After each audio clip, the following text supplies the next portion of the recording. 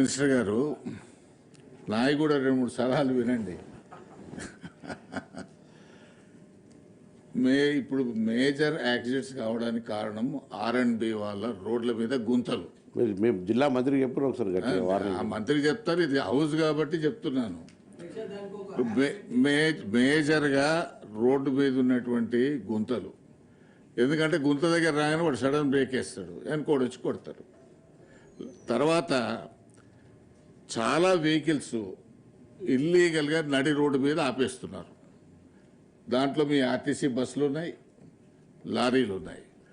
ఆగి ఉన్న లారీకే గుద్దుకొని చచ్చిపోయిన వాళ్ళే ఎక్కువ, ఆగి ఉన్న బస్సులను గుద్దుకొని చనిపోయిన వాళ్ళ సంఖ్య ఎక్కువ. మీరు సెన్సెస్ తీయండి. అదేవిధంగా సైరన్స్, ప్లేట్స్. సైరన్ అయితే ఎవరు రోడ్డు పెట్టుకుంటుండో ఎవరికి అర్థమైతలేదు, ఎవరు ఇష్టానుసారం వాళ్ళు పెడుతున్నారు కార్లకు. చెప్తాం, మీ ఆర్టీఓలు, మీ వెహికల్ ఇన్స్పెక్టర్ల డ్యూటీ కూడా అది. తర్వాత నెంబర్ ప్లేట్స్ మీద వాడు ఎమ్మెల్యే రాసుకుంటాడు, పోలీస్ కమిషనర్ రాసుకున్నా ఎవడు వాడికి దిక్కు లేదు, విన్నారా? అందుకనే మీ డిపార్ట్మెంట్ చేయాల్సిన దాంట్లో కూడా మీరు ఎప్పుడు రోడ్ల మీద ఇన్స్పెక్షన్ చేస్తుంటారు కదా మీ వెహికల్ ఇన్స్పెక్టర్స్, అవి ఎందుకు పట్టించుకోవట్లేదు? దాన్ని కూడా పట్టించుకోమని మీరు దయచేసి పోలీస్, R&B అండ్ ట్రాన్స్పోర్ట్ మీ ముగ్గురు కోఆర్డినేషన్తో కనుక మీరు నడిపితే ఈ యాక్సిడెంట్లు తక్కువైతాయి, ఇల్లీగల్గా ఇవి తక్కువైతాయి. తర్వాత మల్కాపూర్ ఫిట్నెస్ సెంటర్ నేను కలిసి విజిట్ చేసినాం. ఇంతవరకు మళ్ళీ అది ప్లాన్లో రాలేదు, వర్కౌట్ కావట్లేదు. కేంద్ర ప్రభుత్వం 6-7 కోట్లు ఇచ్చి అప్పుడు తయారు చేసినటువంటిది యాస్టేజ్గా అన్యూజ్డ్గా ఉంది.